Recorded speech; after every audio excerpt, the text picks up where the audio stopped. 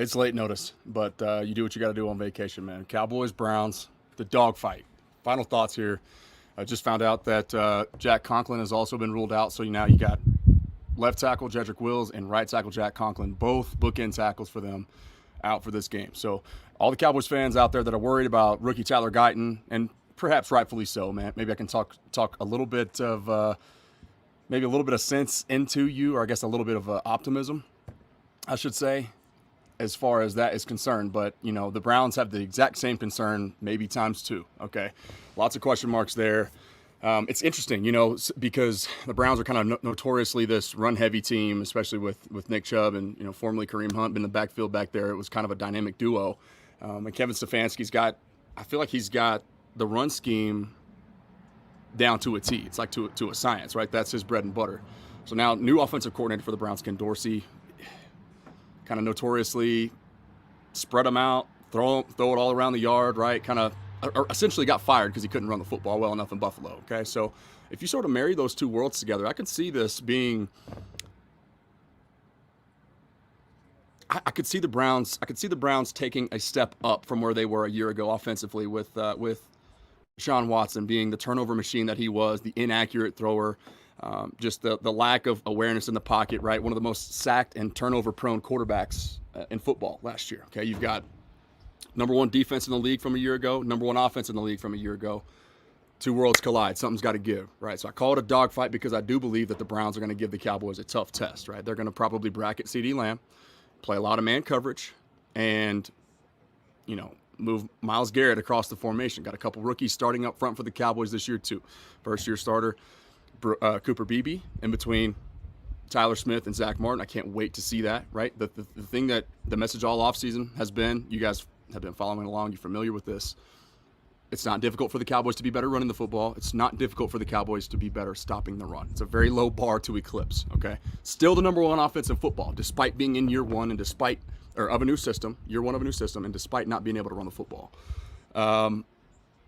It's, you know, these things matter, man. So I'm excited to see it. I think the keys for the game for the Cowboys are very simple, and it sounds maybe a little bit too simplistic, I guess. I don't want to come across as that way, but it's really eliminate Myles Garrett. Okay, do whatever you can to make sure that he doesn't single-handedly destroy the football game. Chipping with tight ends, running backs, or otherwise, play action boots, right? Let's get Dak on the move early, establish a rhythm, right? Get Tyler Guyton comfortable, and just shake off some of the nerves, right? The jitters in game number one. But this is a dude that I know is well prepared because of the things that we've talked about on my channel all offseason with the Mr. Miyagi of offensive line play, Duke Manyweather, getting him right. And just the way that Tyler Guyton's wired, I truly am not as concerned as it seems as if most people are about Tyler Guyton in week one. He would probably be my biggest concern of the rookies who are starting, and there are a handful of them today for the Cowboys, just simply because of who he's technically going to be tasked with lining up against, right? The reigning defending defensive player of the year, a guy who I said I would probably favor over Micah Parsons just from a raw skill set standpoint. Micah's the better pass rusher, but Myles Garrett is the better overall player because of what he provides, setting the edge and playing dominant run defense, okay? Not to be hot takey whatsoever, but that's just my personal opinion. The pass rush win rate and the double team metrics, like Micah Parsons is in his own quadrant, okay? There's nobody really close. Nobody sees more double teams. Nobody wins more frequently against double teams as far as pressures and sacks are concerned. Micah's that dude, okay? But you're going to see him deployed differently this year, which could make him one of the best, if not the best, players in the league, period, because of using him as the chess piece that he always has been, okay? Do not entrench him into one side of the field. Let the playmaker go and play, okay? He's going to hunt from the middle, pass rush from the middle. You don't have to rush the quarterback from the edge position just one time, right? You don't have to do that. You can, in fact, Micah Parsons, we've talked about this in the past too. He has a very high success rate of sacking the quarterback. 8 of his sacks last year, I want to say, came between A and B gap. So in between the tackles, okay? Let the superhuman pursuer of the football pursue the football unimpeded. Middle of the field, second level, etc. Take care of the football. be able to mitigate some of the Browns the run things that they want to do on the ground. Okay, don't get bullied. You've got Linval Joseph in the middle of your defense now. It's going to be a significant addition relative to what you had last year. You've got Jordan Phillips in the middle of that defense now. Significant addition relative to what you had last year. Don't get bullied on the ground.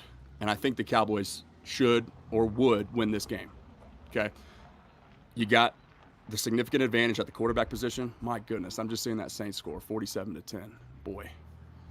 We're going to have to start considering relegation the way that soccer does it. Let's have, I said it on Twitter earlier, let's have the Panthers and the Giants play in the Toilet Bowl this year, and we'll see who gets relegated. Anyway, really excited to see Trayvon Diggs back on the field. You know, it sucks that Deron Bland had to go down. You got two of the best takeaway artists in the game to go along with what Micah Parsons presents to you, what DeMarcus Lawrence still is, one of the best run stoppers in this league still to this day. Take care of the football. Another key to the game, I guess key number 2 for me is, you know, with Denzel Ward and company and their secondary, one of the best secondaries in football from a year ago, okay? They're going to try to do everything that they can to take CeeDee Lamb away, okay? And if you're in man coverage, knowing what you've got opposing you, and you know, and with the pass rush that the Browns are going to provide, somebody else other than CeeDee Lamb is going to have to win against man-to-man coverage. Brandon Cooks, Jalen Tolbert, etc. Jalen Brooks, Brian Flournoy is inactive today, so somebody's going to have to win. Okay, I think Brandon Cooks is also somewhat misunderstood. Right, 8 touchdowns a year ago with Dak. They sort of built, they established better chemistry towards the end of the year. They got more on the same page, and we saw that. Okay. But I think that Brandon Cooks still has a lot of juice, and he's still a more than serviceable wide receiver 2 in this league.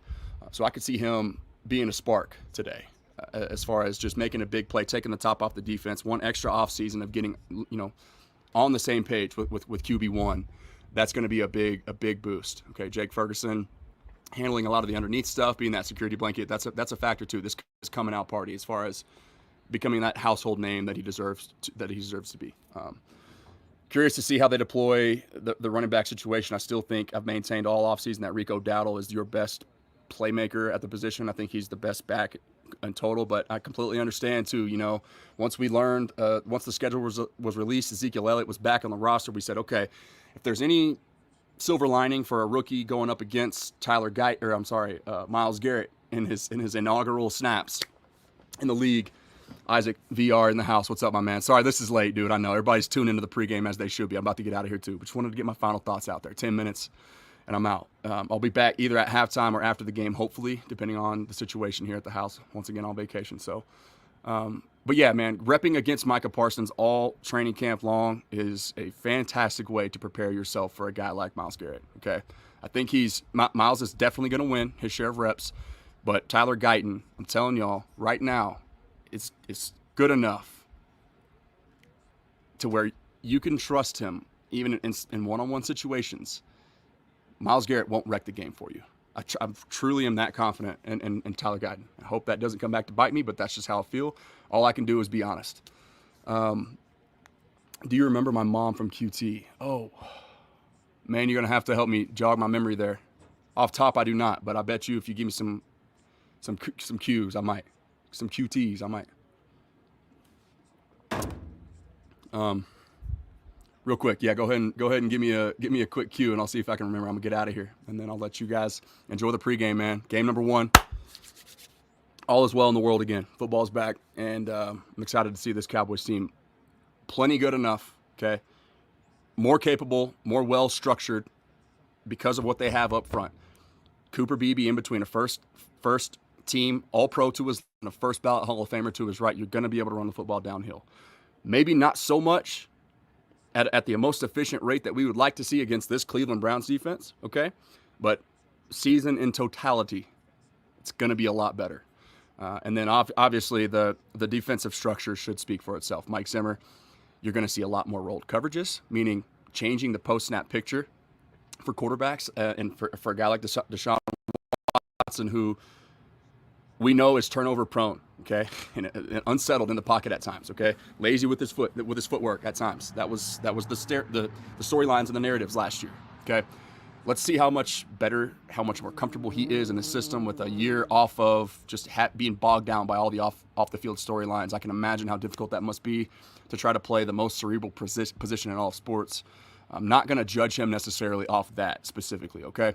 But I'm just curious to see our corners stack up. Kalen Carson is going to be tested today with DaRon Bland out. He's going to be manning one of the outside positions. You got Jerry Jeudy out there, who is also a lot more talented than I think he gets credit for because of the situation that his quarterback situation at his previous stop in Denver. Just a little bit of a, not unfair, but just not necessarily the best way to go about judging a player, okay? That he's got juice, okay? So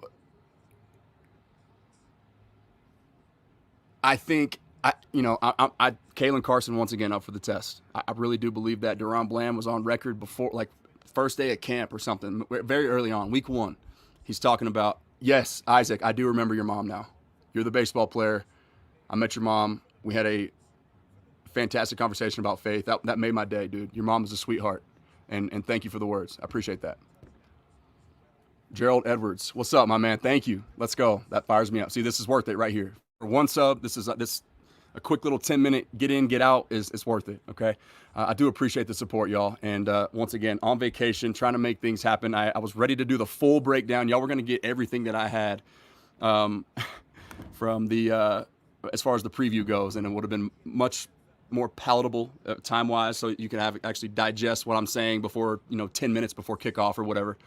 But of course, the Dak Prescott news drops, and I had to do what I had to do. So the preview got pushed on the back burner, but we're still here nonetheless, and it's game time. So I'm gonna get out of here. I love y'all. Remember, prayer changes things. Let go and let God. The war is already won. Thank y'all. Talk to you soon.